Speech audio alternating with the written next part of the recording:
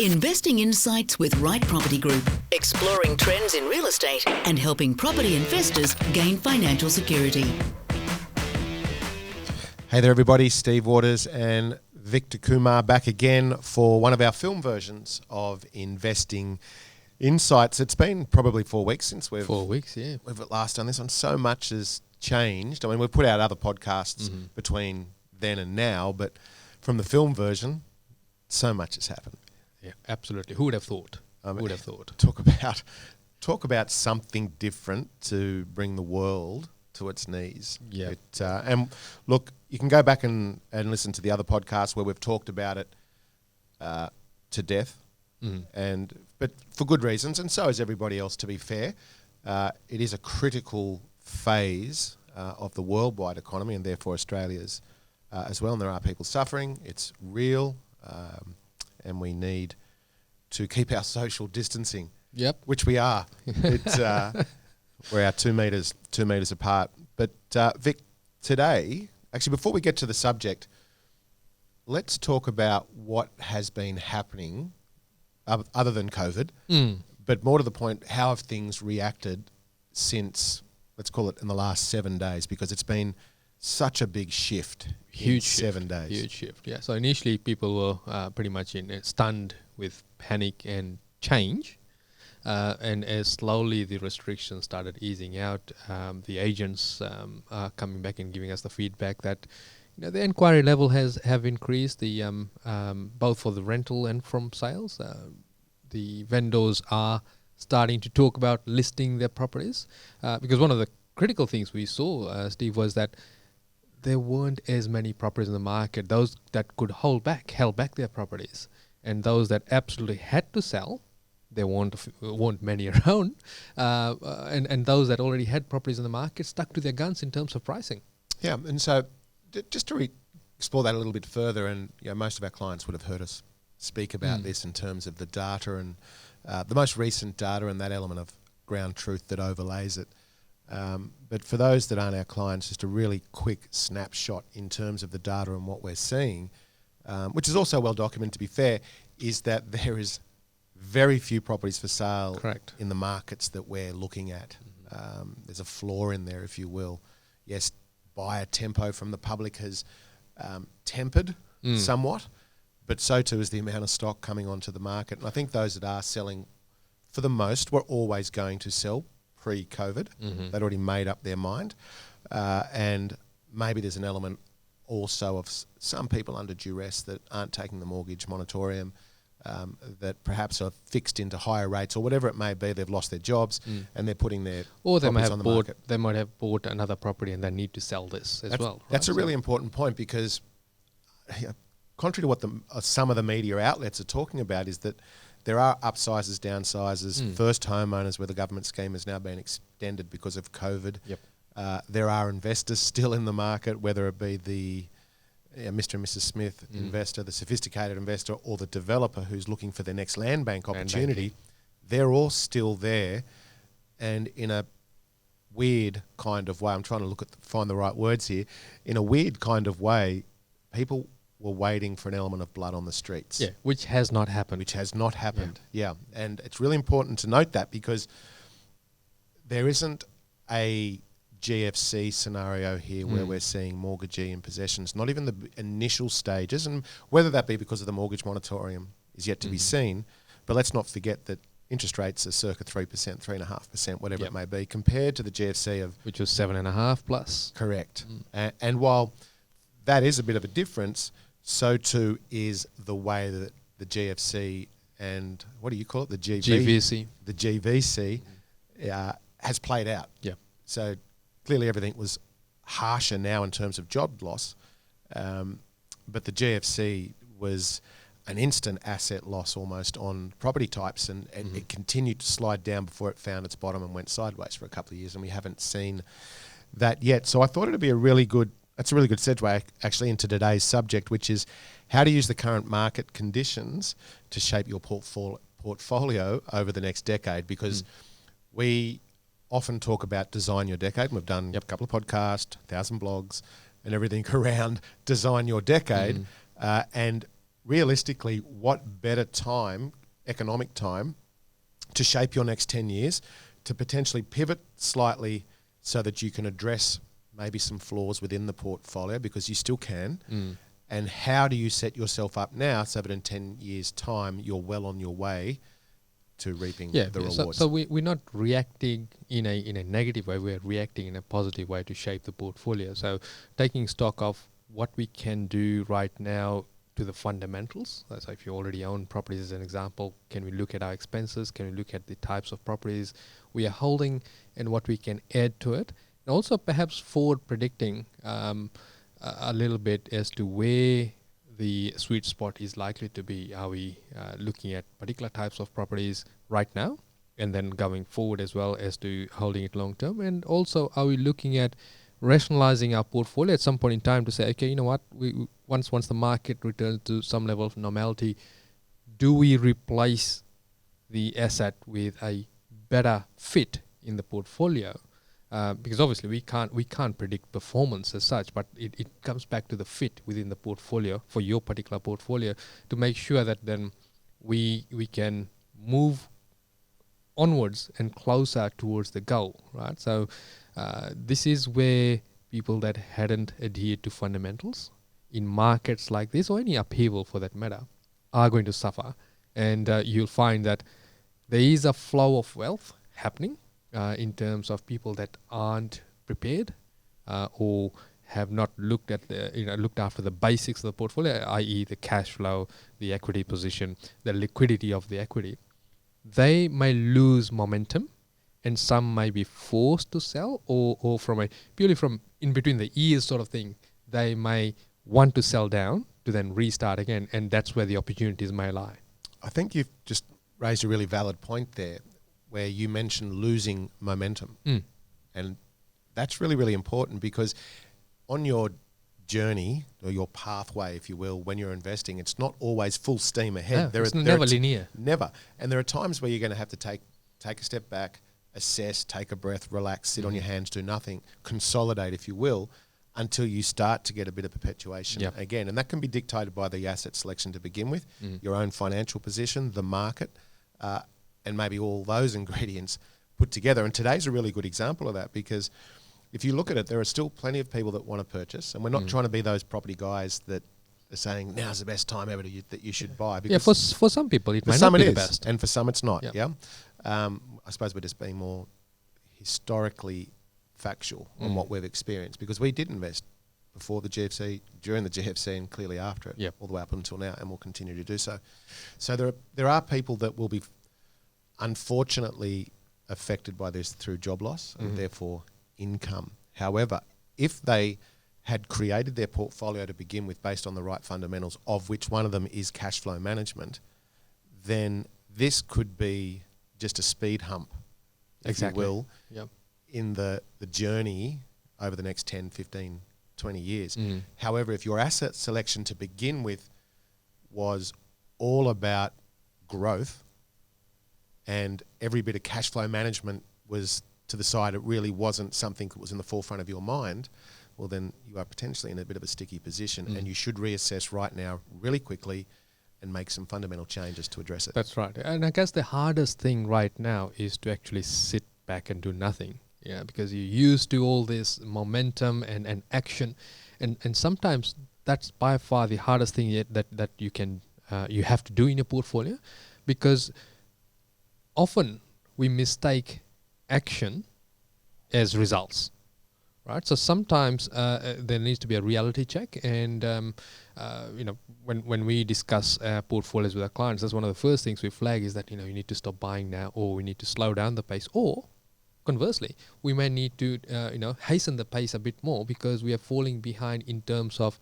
opportunity cost, right? Because everyone's got a finite age in terms of investing, because there needs to be an endpoint to it where we need to retire the debt, or we need to get to the fruits of our labor, and it doesn't happen overnight. So unless we really make sure that we are always aiming towards our end goal, we will always make a mistake in markets like this, where we may end up buying the wrong property, or might not. We might sit back and not buy at all because we're not well informed and we're not really focusing on what we're trying to achieve. Yeah, that's important as well, because the goal does shift, but you need some sort of a goal to aim for. That's if you right. just do it aimlessly, purchasing front doors just because, it's times like this when you get stuck. And we've often said that don't judge a property on on its performance during a really good market. Yeah. Judge it In today's market. In today's market, Yeah. when you have a market in flux and you have terrible economic conditions potentially, that's when you'll start to see the fruits of your labour in terms of asset selection and managing the whole portfolio, whether it be 1, 2 or 52 properties. As we always say, manage that bottom line, because cash flow management is king. So let's get to the first point, which is plan before you begin. And you mentioned this, you lightly touched on it, and it's in terms of not just goals, but what are the action points once you reverse engineer it from the goal all the way back to the beginning. That's right. So it could be around employment changes, incomes, plans for the family, schooling, holidays, sabbaticals. There are so many things that you need to throw into the pot before you actually pull the trigger and move forward. Yeah, and I think the thing that we really need to flag on this is that this cannot be mapped out on an Excel spreadsheet. No. So your 10-year plans, your 40-year projections and all that sort of stuff, they are all based on linear models. And we've proven beyond doubt with this crisis that nothing's linear in life, right? So we need to do some level of projection to say, okay, this is where we want to end up in terms of the portfolio. But then to reverse engineer it to say that, okay, there are basically 3 moving parts to this, right? So once obviously your planning side of it. The next is your income horizon as to in terms of what we are planning to achieve in terms of income. And then the third, of course, is a time horizon, right? So here's an example. Someone's at, say, 55. Their time horizon is a lot shorter than someone's that's 35. So the types of properties and where they buy and what strategies they employ, it'd be very, very different for a 35-year-old, because they've got a lot more time, as opposed to a 55-year-old. And certainly the level of risk, in inverted commas, may be different because we can't correct for time. So if you look at it from a viewpoint of, okay, someone's hit age 60 and they haven't really thought their portfolio out. And let's say that IMP's prediction of 30% decline comes true, which personally I don't think it will, but let's say it did.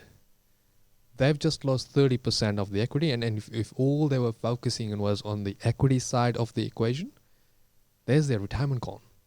There goes as you were saying that, I was thinking of that strategy where people live off equity. And if you are fool's gold. Yeah, and I won't go down that rabbit hole because the soapbox comes out and everything else like that. But you also mentioned something which I want to reiterate and maybe get a little bit more clarity around the difference between modelling and projecting. Now, on the surface, it doesn't really seem that much of a difference. One's just potentially a more technical term.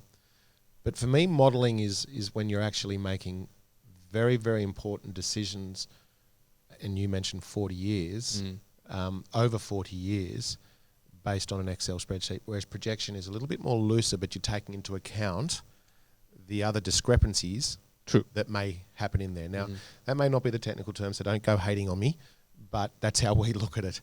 So if we took the modelling effect here and we didn't actually look after the fundamentals, which is growth and cash flow, then you've not just had today's scenario, which is going to challenge you. Prior to this, there was APRA and the handbrake. So there was another thing to throw the modelling out of kilter. Before that, we had, between then and the GFC, there was other little scenarios that happened which affected cash flow and growth. Yeah, in terms of that, so the other thing that impacted way back was not necessarily a slow market, but a fast-moving market. So if you look at Sydney and Melbourne back in 2016, right? Perhaps that for some, it was not the right time to invest because the market was moving way too fast. And like I say, the giggle money was very much in the market. So we ended up paying more. So the best thing for most people at that point in time was to sit those markets out and look elsewhere, right? So deploy elsewhere. Yeah. And if you had have bought it 2017-ish, because you were following the herd or you had that FOMO effect, then between then and now, you've probably found yourself in a negative equity position. So the point really is, do not invest on lineal measurements. It's very, very dangerous, which is one of the reasons why when we talk around the end goal and how we reverse engineer it, so to speak, but it's those reviews of your your situation, because that actually corrects it for movement, right? Correct. So You as the pivot. market's moving, Yeah, but if you're locked into an asset type or a price bracket which does not allow you to pivot, then your back's up against the wall always. If you don't have a tremendous market on its way up, which isn't all the time, then you're really starting to have bad night's sleep. That's right. The state of your wallet dictates the state of your mind, and more. And today's a great example of that. So we've got today, which will go down, and people will be talking about this for 1,000 years. From a health side of things, an economic side of things, and a psychological side of things. We've had APRA. We've had a huge market movements throughout, say, Sydney and Melbourne. From 14 to 17 or thereabouts. Then we've had a GFC. And the list can go on. There's recessions, the big recession, the little recession, and so on. Yeah. So when you are modelling out in a lineal fashion, it can be dangerous. Very dangerous. And the other thing in terms of from a portfolio perspective, right? This is where you are employing multiple strategies within the portfolio. So each property could be different to the other one that you've bought. So it's not all buy and holds. It may have some properties in there where you can put secondary dwellings on. There may be some properties where you can tease out a little bit more equity out of it through doing a smart renovation, right? So with the overall strategy, there are many strategies within the property itself. So each property. So when you're getting onto that property, you're looking at it from its own strategy. What's the plan for this 12 months, 3 years, 10 years? And there are variances because it's not plug and play. That's right. Yeah. So when you come to markets like this, it could be that you are in some level of consolidation where you're actually going back to the properties and unfolding the strategy within the property itself, which then plays into the portfolio. So this is where people do get tripped up when they are always honing down on the one type of property, one area, one asset type, one strategy. So then they can't then change in a market like this. I get the attraction of set and forget. Like as an investor, I understand that, especially when you have seasons of maintenance. Yes. Or you're doing a development or dual occupancy, whatever it may be. And that type of investment, which is set and forget and to a degree some sort of passiveness, even though we don't like the word, is fairly attractive. But when you don't have options... And that's the key, right? You need to have options. You need to have options, and it doesn't necessarily mean on each and every single property. It means within the portfolio. Yeah. So it could be adding a secondary income or incomes. It could be renovate, withdraw equity, some way to be liquid. There are always options there. If in the initial stages of creation, there's a thought, there's a plan moving forward. Yeah. And then the other thing, of course, is not to be impatient, right? So just because growth in inverted commas has come to a standstill at the moment doesn't mean that it won't grow in the future. This is a long-term play at the end of the day, and it's not instantaneous. Do you know what? You just said something there, and I was trying not to interrupt. That's a first. I know, right? But see, now I've forgotten what I was going to say. No, I haven't. Just because there's no growth in a market today. Now, I'm going to challenge you on that so you can explain it, just so everybody understands what you actually mean. The market is a very, very saturated term. There's markets within markets, as we all talk about. And if there's no growth, no inherent growth in a market today, so we'll talk about one day, today, then you still have the options to create the market. Absolutely. And to create the growth. Create the growth, create the value. The market is between your ears. Always has been, always will be, as one of my mentors said. Yeah. So if I play that out further, so your stock standard buy and passive property in the sense that you're not doing anything to it and you're relying on the market movement to create your growth. that might not be the right property in your portfolio right now. So if you're protecting your deposit, as an example, you need to get into a property where by spending minimal amounts, you're able to create value. Yeah. So it's counter-cyclical to what the market is. And if you go back to during the GFC when you and I were investing and we were helping our clients invest, that paid massive dividends as the market unfolded over the next 10 years, because what we purchased them back at and the rents that they were at that point in time, the real impact of that portfolio happened 10 years down the track when they looked back and said, geez, I can't believe we bought it for that cheap. Yeah. Whereas at that time, it perhaps was at market, albeit we were pushing the value up by doing renovations at that time.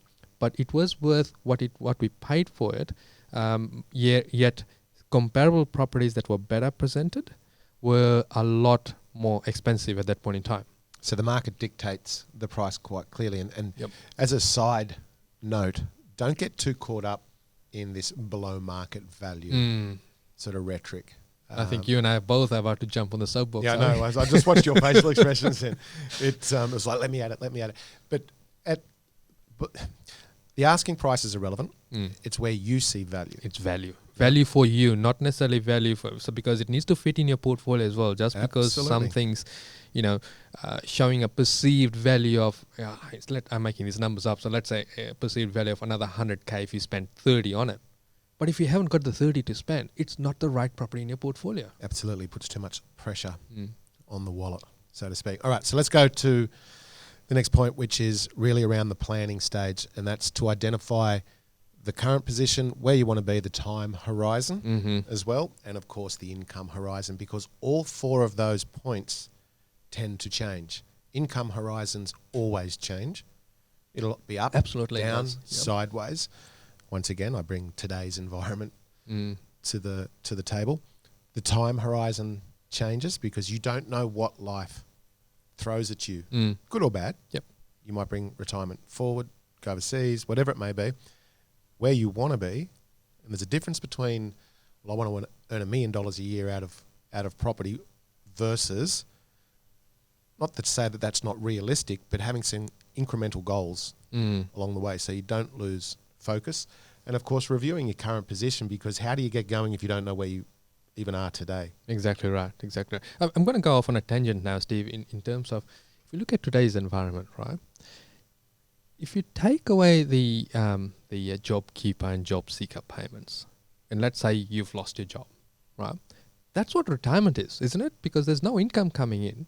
So you need to now take a strong, hard look at what your outgoings are, right? So if you're stumped in terms of how the cash flow is going to work in terms of retirement, this is where your Excel spreadsheet comes in, because you can model that out, right? Yeah. Because you can model that out, that there's no income coming in apart from your rental income. And how much do I need to survive if there are no mortgages? So let's say you've put your mortgages on hold, right? So there's no payments going out, which sort of emulates no debt. And you've got no money coming in because you've lost your job.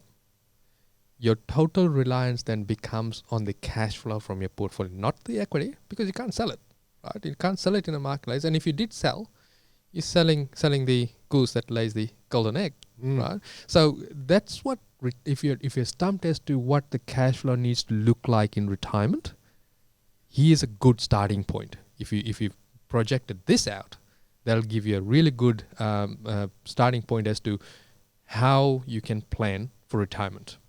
That's a really relevant point, because a lot of people tend not to, or get the two mixed up between planning and today, and modelling and budgets. Yep. And once again, there's a different then. The budgets that I personally use are for the right here, right now, and for the next 3 years going forward, because I'm kind of comfortable in what I know my expenses are over the next 3 years, with some weighted results in there and weighted figures. But beyond that becomes an assumption. Absolutely it does, because you don't know what's in the... this is as good an example as anything, right? No one saw this coming, so we couldn't plan for it. Yeah, how do you model that? Yeah. How do you... let's throw in a virus in 15 years' time and see what that looks like. It's just not possible.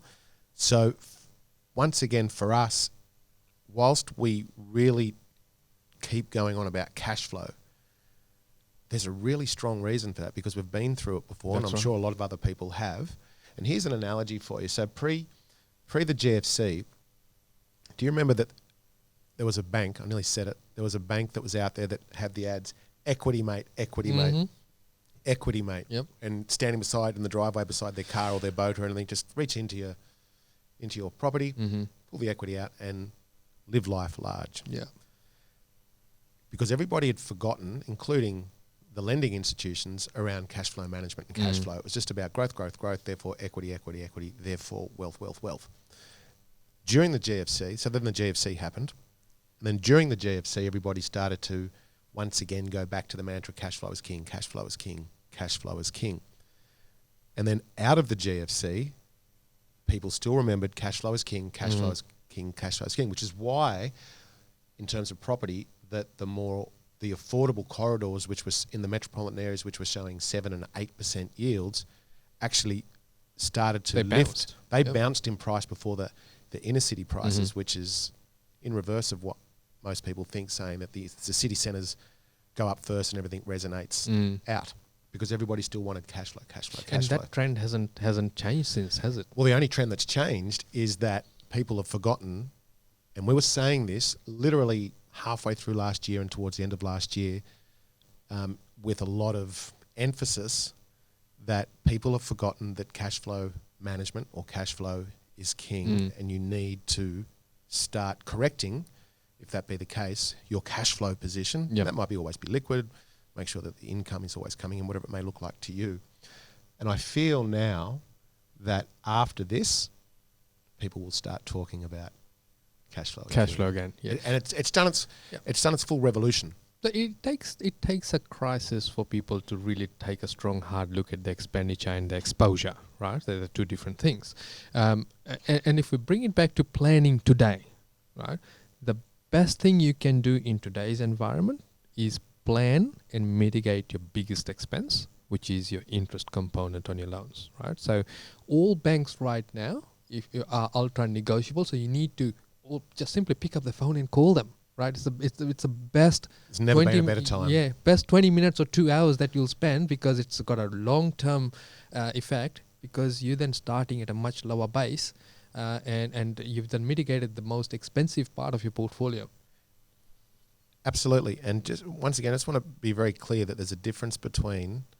Well, sorry, there's not a difference. It's the same thing between cash flow. When we say cash flow is king, we're actually talking about cash flow management. Yeah, that's it. That's it. Right? Because look at all facets of it. All facets, and make sure you've got a very tight stranglehold on income and expenditure. It doesn't necessarily mean, or it doesn't mean, that you should only go out and buy positive cash flow properties. Because a lot of the time, even in today's interest rate environment, that the fundamentals may not be correct.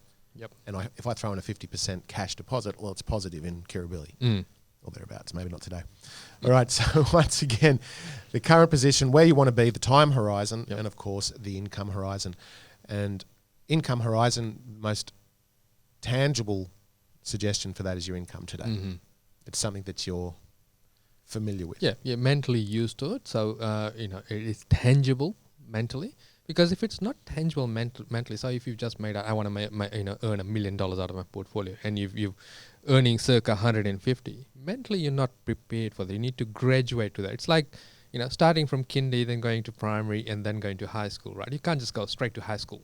Some could, I suppose, but I was never one of those. So you need to graduate through that. You need to learn and train your muscles to get to that level. Right, so don't start with an airy-fairy goal of I want to earn $1 million, unless you can get some tangibility around it, as well as a very condensed time frame. That's right. Because you'll be utterly disappointed, and you'll lose focus. Yeah. So this is all part of our Designer Decade, which we have done a podcast on before. But there is no better time to actually reset. Absolutely. Than today. Yep. So the next one is review your progress every quarter. Now, for us, we call that reviews with our clients. And whether you do it yourself or have an outsider potentially looking in, because you do get lost in your own numbers. Yep. Like you and I review each other's portfolios regularly.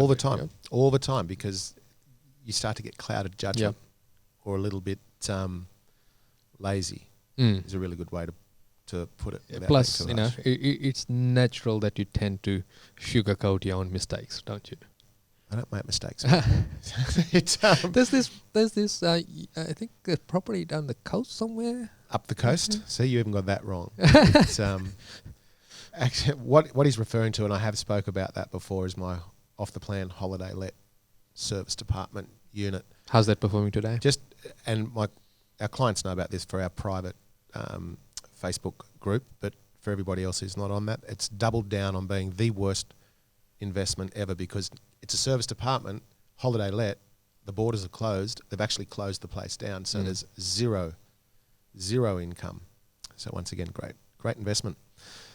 I believe you got one though too, just to make it a little bit fairer. I've doubled down. I've got 2 up there. You've doubled down. Yeah. It's, all right. So once again, review your progress every quarter, and if you haven't got the team around you to do it, then at least do it yourself and be real.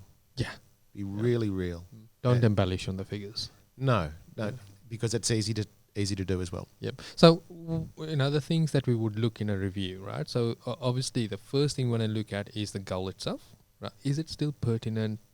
Was it too ambitious, or was it too low in terms of goals? And so we need to review that in terms of time frame and in terms of what we need to do in terms of the portfolio.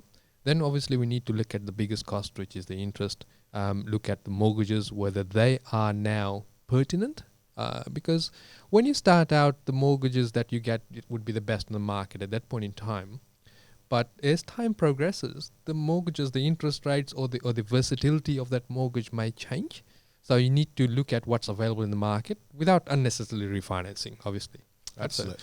And then the third thing we need to look at is, okay, is there any big hiatus coming in terms of the other thing that helps hold on to your portfolio, which is your income, right? Is there a job change on the card? Are you going down the route of self-employment? Or is there a family member being added, right? So you're having a baby as an example, and who's going on maternity leave, how long the maternity leave is going to last, or paternity leave is going to last, and what's the impact it will have on the household cash flow, but also importantly, the impact it'll have on borrowing capacity as well, because now you have another dependent. Because it's all about finance. That's right, yeah. And I think you don't want to embellish there either. It's really important to be honest with yourself. And you also mentioned goals, and it might also be a time to, dare I say it, lose a non-performing asset. Yeah, absolutely. Or it could be that you need to add something in to complement the portfolio, which we mentioned about it, or it could be something like add the secondary dwelling. Once again, and I really want to highlight this or emphasize it, it's about multiple streams of income. Your wage, different properties, secondary incomes, whatever it may be, but multiple streams of income. And diversification away from property as well. Absolutely. Yeah, it could be shares, bananas, or whatever it could be. Yeah. And today is a really good example. Multiple streams of income today would be a life changer, or a game changer, I should say. So what are we reviewing? Lifestyle changes, cash flow changes, and property market. Yep. And also in terms of the property market, whether it is now time to do that development if that's what you've parked away, or whether it is time to actually stop the process because it's going to put you in a precarious position if you went ahead with the development, right? I mean, I'm talking particularly your developments that are a bit more involved, given that we may be going into an uncertain time in your portfolio. So it doesn't necessarily mean that it's uncertain time in terms of the market. That the other thing we need to look at is also whether there's going to be uncertain time in your portfolio as well. When in doubt, don't. Yeah. Is, as my mother used to say. All right. So we've talked about what are we reviewing. Now comes one of the most critical parts, and that's the ability to be able to pivot, or having to pivot. Two different things. So one's a must. Yep.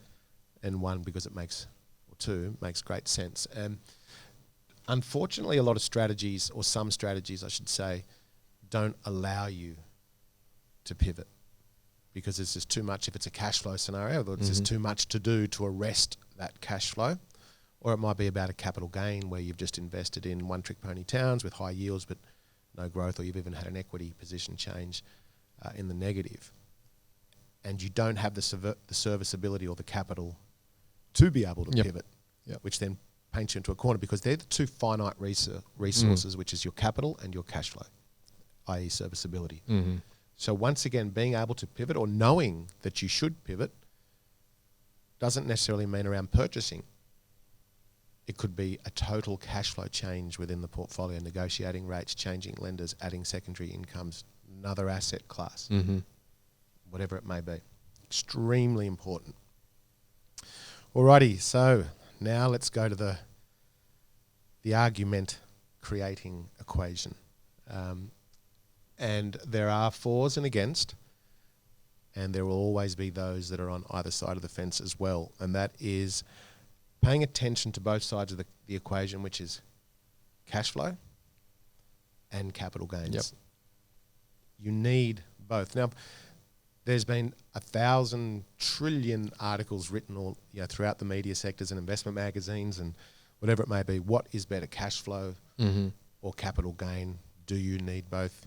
Can you survive or get to your goals on one? And the truth is, there's no right or wrong if you really drill down, as long as you've got a combination That's right. of That's right. both. And I think as your age progresses and as your portfolio matures, you will tilt a bit more towards, say, cash flow or a bit more towards capital growth, depending on where you're heading and what your goals are, and depending also in terms of how much income you're earning, right? So if you're earning, and I'm making these numbers up, let's say you're earning $100,000 and your negative cash flow in your portfolio is sitting at, say, circa 30K.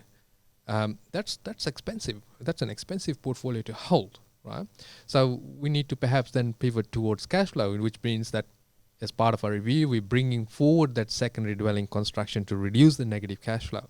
Or it could be that we've got plenty of time and we want to create some value really quickly, and we've got plenty of cash buffers, both from our job and from our portfolio itself, that can help us hold on to perhaps a more negative cash flow property, which is showing the promise, and the keyword here is promise, because no one can predict the future. Nothing is certain. Yep. So it's showing the promise of far greater growth, and you're also helping the growth along by perhaps doing a smart renovation on it, or doing a small development on it. That could be a tilt in your portfolio at that point in time to then, you've got the cash flow, now you need the equity position to underpin the cash flow. Or pigeon pair, Yeah, that's right. as we call it. And it may not be in the same market. It could be in a different state. It could be in a different suburb. And it may not be at the same time, Yes. which is important to understand as well. Now, there is let's explore the cash flow versus capital gain just a little bit further, and let's talk about the pros and cons of both of them. Because there are a lot of people that just say, well, I want cash flow or I want capital gain. Yep. So if we traditionally cash flow positive, dare I say it, properties have this connotation that they don't grow as well as something that's just absolutely pointed towards capital growth. Yeah. And the higher capital growth properties have a poorer cash flow component to them. Yep. Now, there's an element of truth to both sides there, being that if I think about one of my properties out in middle of nowhere that gives me 16% yield, which on the surface sounds extremely attractive, one stove replacement equals $1,000 easy. yeah, which is like two months rent. Yes. Yeah, so the economies of scale are all out of whack, and the true cost to operate isn't there. And then if you look at something on the other side of the scale, which is quite expensive, hasn't performed on a percentage basis in terms of growth per dollar weighted, as opposed or up against some of the other properties that I have.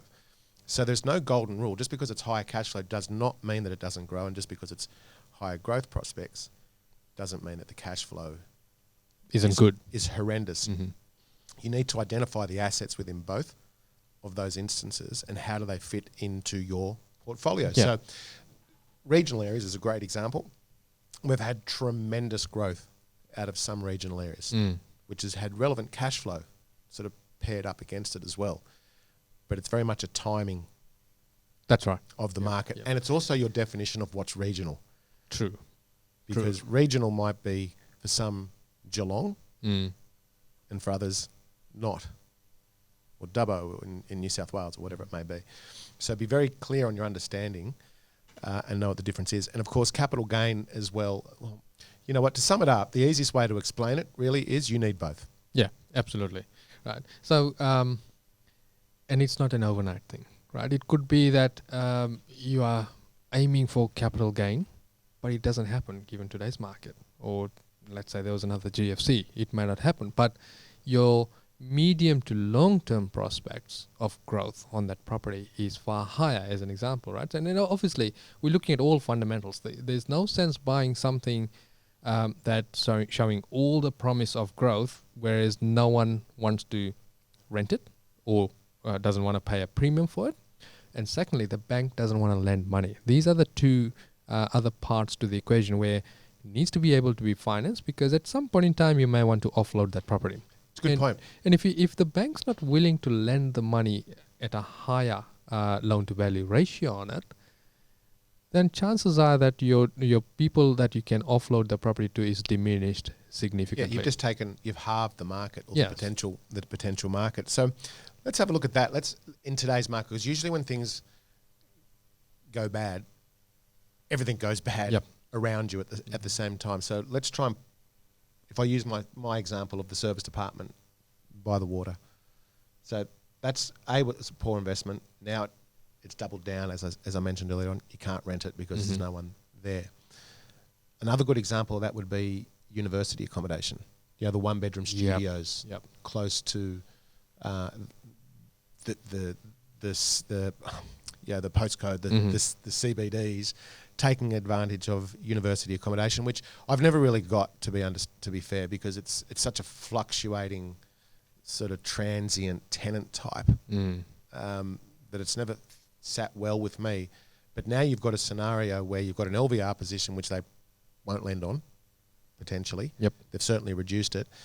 You've got no tenant, and now because you want the consistency of cash flow, you've had to throw it into the general pool, which, as a side note, is inflating our vacancy rate numbers throughout the country.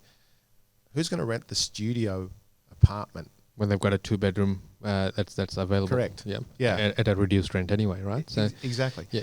So I think one of the things that we really need to flag is that you are after consistency of income rather than the peaks and troughs of it. Which is why we always talk about reduce the rent, cut early, cut hard, to get someone in there, because the consistency, as an example, of cash flow is better than trying to chase an extra $10, $15 a week or whatever it may be. So the consistency of cash flow, it's a really good point, because it's across the entire portfolio. It's really important to understand that. Hence, if you chase the high yield in the middle of nowhere, you won't have that consistency. You'll have massive peaks and troughs, which of course you can't model for. And once again, the capital gain, you can have all the growth in the world, but if you haven't got the cash flow to support the mortgage, that's it. You're done. You're a statistic. So for probably the dozenth time today, cash flow is management is king, because then it gives you time. You've got time in the market, rather than a buy and hope. Yeah. So long as we address the fundamental, time is always your friend, right? And obviously, if you're not addressing the fundamentals, regardless of how much time you've held it for, it'll be always a losing proposition, because it'll bleed out the cash flow. It's a good point, because as you were saying that, it's very easy to bury your head in the sand in that sort of scenario. But every now and again, you're going to poke your head up and have a look around, and you're going to have this massive anxiety attack because of all that negative cash flow component to the household budget. And that's when you start to make irrational decisions. There is no worse time to make a decision financially than when your back's against the wall. So try never to be there to begin with. That's what I would suggest. All right, next point. Keeping finance fluid, and this has many derivatives.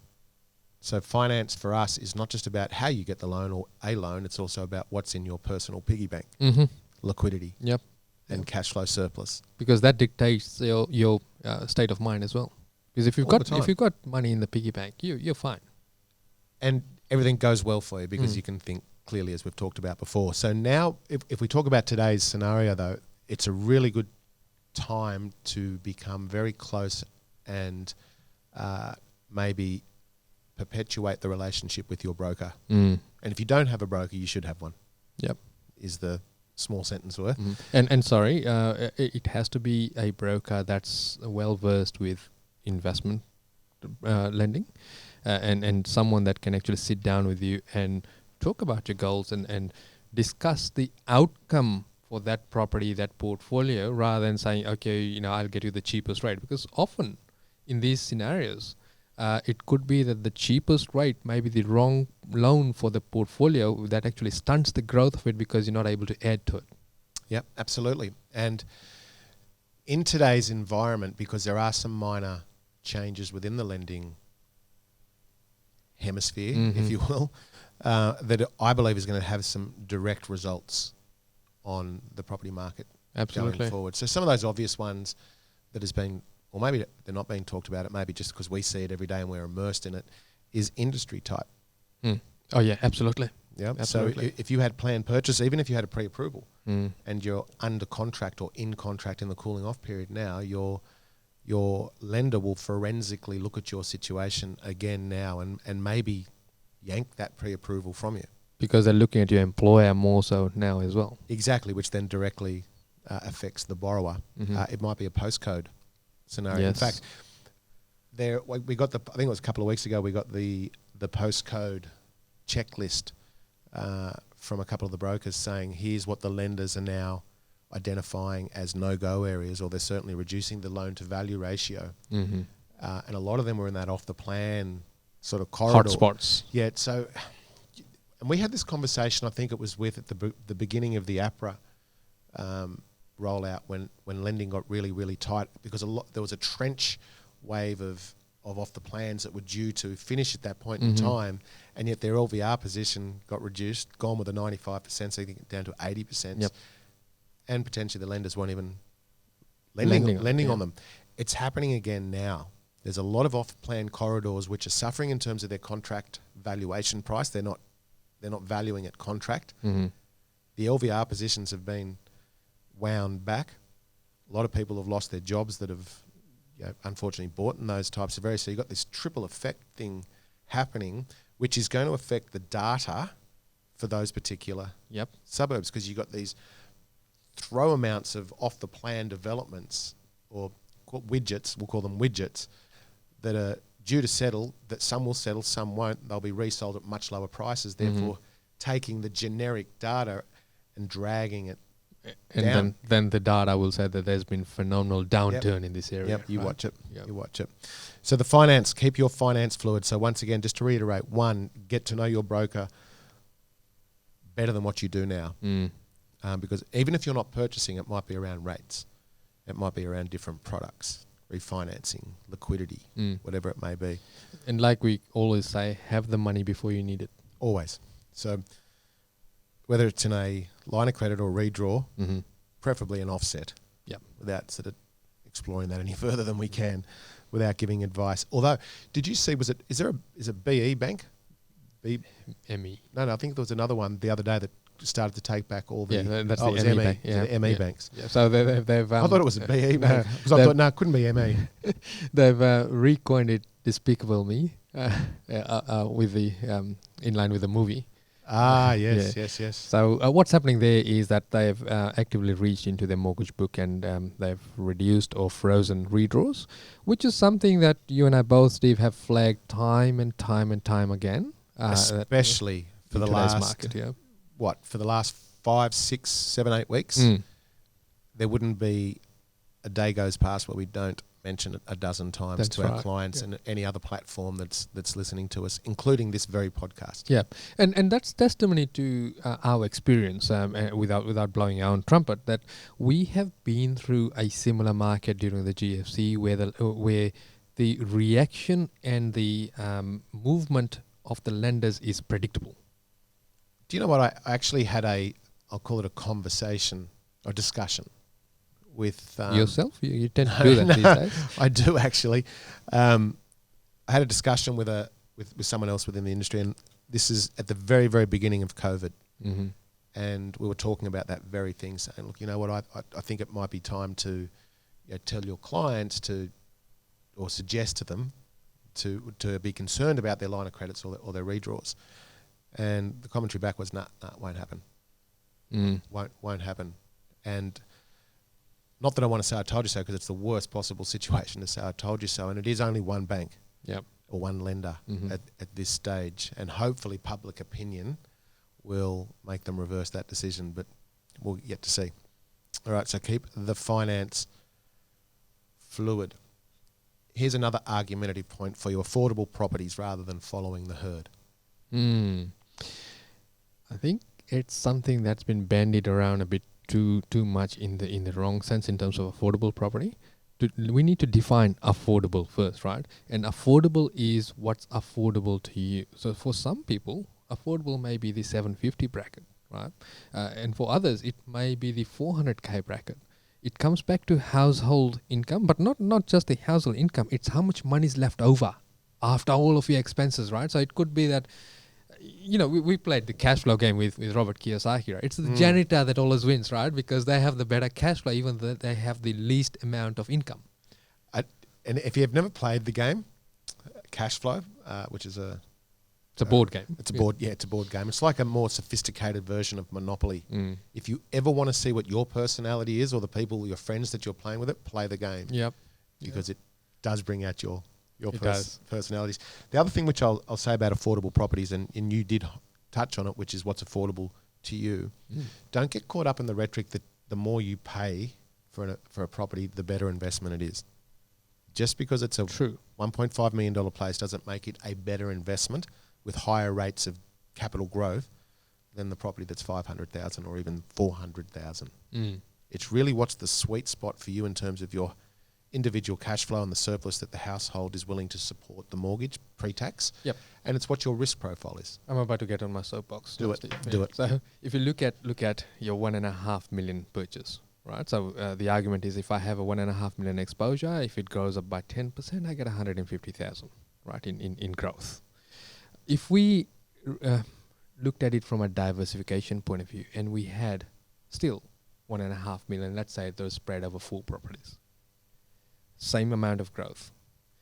In today's market, it's unlikely that all 4 of your tenants are impacted in terms of being able to pay rent. Whereas if your one tenant in the $1.5 million property is impacted, that's your whole mortgage, right? You've got to come up with that whole mortgage. Whereas you've got, like you said, Steve, multiple streams of income, and it doesn't just come back to property, it comes back to the diversification in terms of the number of properties you're holding, not necessarily in terms of brag right numbers, but in a sanity way, a number of properties you're holding, the different areas, the different types, so that all of your assets are not in the one basket. Do you know what? It's a really good point, because ask yourself this: if we use the 1.5 and or thereabouts, so if $1.5 million worth of asset, one property, as an example, got you 7% a year. I'm just throwing that number out there. That doesn't mean all properties grow at 7% per year. Right? So if it grew at 7% per year, or you could have, as you say, 3 or 4 other properties that also grew at 7% per year, with, I would argue, a better cash flow position anyways, with a higher net or even gross yield. Ask yourself this: would you rather the multiple streams of income, as Victor said, spread over 3 or 4 assets to have the same exposure within the same growing market, or are you actually letting ego get in the way and pride get in the way, saying, well, look at me, I've got this $1.5 million property in a city, Australia somewhere, versus these ones out here in the corridors that are going to give me the same growth, going to give me more income, going to mitigate my risk in terms of cash flow. And it's a lot more liquid, because if you need to sell down, you can sell down a lot faster as well. Absolutely. So be honest with yourself. Ask the question. Alrighty. Review, replan, and pre-plan. And I want to say that one again. Review, replan, and pre-plan. Rinse and repeat. Rinse and repeat. It is so important that we, as we mentioned earlier on, always reviewing. Not just even quarterly. It might be after every purchase if you're on a purchasing run, so to speak. And I'm glad you brought that up, Steve, in terms of immediately after a purchase or when you're about to purchase. Because sometimes it's out of sync as well, because you are reviewing regularly, you may find the opportunity or the need to actually bring forward a purchase or push back a purchase, right? So that way, it's a true testimony that plans are not set in stone. They need to be morphed and changed with where the market's heading, so that we are always realigning to reach your goal. Because we're always trying to balance the books. That's right. Once again, it might be something that's more orientated around cash flow to support the bottom line, or it might be something more about growth, or with the potential then for cash flow. So if you're not reviewing after each purchase, or it could be a zoning play. So you own, multi-level zoning property, and behind you comes up, that's an out-of-line purchase, but you'd be, if the household budget allows you, you should potentially explore that. That's right. Yeah. So that brings us to the point that we should never be in a position where you are absolutely maxed out in terms of both cash flow. Sometimes the borrowing itself would be maxed out because of changes in lending and changes in market, which is quite normal. But from a household perspective, you should never be maxed out. That's right. So review, replan, because you need to replan after you've reviewed your position, and then replan, which is really adjusting where you need to go forward. What's happening in life, what's happening on the market, what's happening in the portfolio itself, right? Let's say you had a whole string of good run in terms of the portfolio, in terms of good equity build up and good cash flow. You'd probably say, okay, do I now bring forward my development if I've got that parked in my portfolio, or do I bring forward the purchase? Or it could be that you've got, like I said before, addition in terms of the family. Do I now push back my purchase so that I can then cater for the imminent temporary loss of income in my household budget, so that we're not putting unnecessary pressure, because it's all about managing it within the confines of what life throws your way, but still planning towards it. Always be planning. Always be planning. All right, we're quickly running out of time. So let's recap. Well, here's some tips, more so than anything. 1, the number of properties does not equal wealth. True. Yep. If anything, just barbecue brag rights, which is, by the time you've left the barbecue, they're probably thinking, oh, look at this person. Exactly. Growth is not lineal. And that doesn't mean just capital growth, that also means income growth, so the rents. Yes. So when you're trying to plan this inflection point where all rents cover all expenses based on a certain amount per annum, averaged and weighted, it just doesn't work that way. And it can go backwards as well temporarily. Look at today. Yep. And don't be caught in the normal. Oh, I like that. It's pretty good, isn't it? It is. And normal for you doesn't mean normal for somebody else. Not making this a couch moment. But so let's explore that a little bit more, Steve. Normal could be that if everyone's jumping on and buying off the plan apartments because they're ultra cheap now, right? That's normal, but don't get caught up in that, because it might be the worst thing in your portfolio. Or mining towns as an example. But even conversely, if there's a lot of people out in the industry at the moment saying today is the best time in living history to purchase, it may not be for you. Yeah, exactly. Right? It may not be something that you should be activating.